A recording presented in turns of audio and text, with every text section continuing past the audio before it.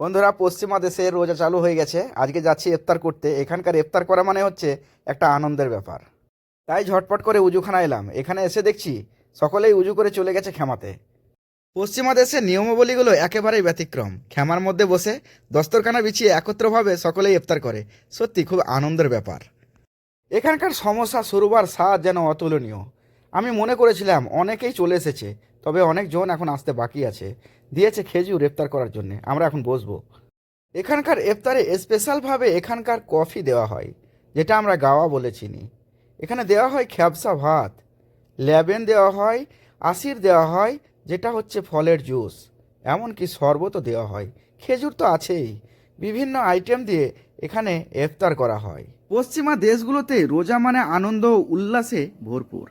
এখানে ঈদে যতটা আনন্দ উপভোগ না করি, রোজার সময় ততটাই আনন্দ উপভোগ করি।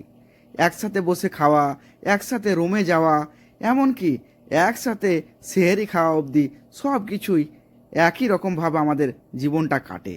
আর ঈদের সময় আমাদের আজনবীরা সকলেই কাজে ব্যস্ত থাকে নামাজ পড়ার পরে।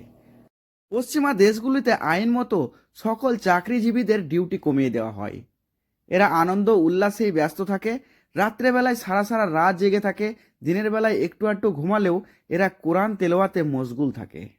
সকলের ইফতার সারা হয়ে গেছে। সকলে যাচ্ছে নামাজ পড়ার জন্য মসজিদের দিকে। ভিডিওটা ভালো লাগলে একটা করে লাইক দিয়ে সাবস্ক্রাইব করে রেখে সাথে থাকো। নতুন নতুন ভিডিও আপলোড করলেই তোমাদের কাছে পৌঁছে যাবে তাহলে।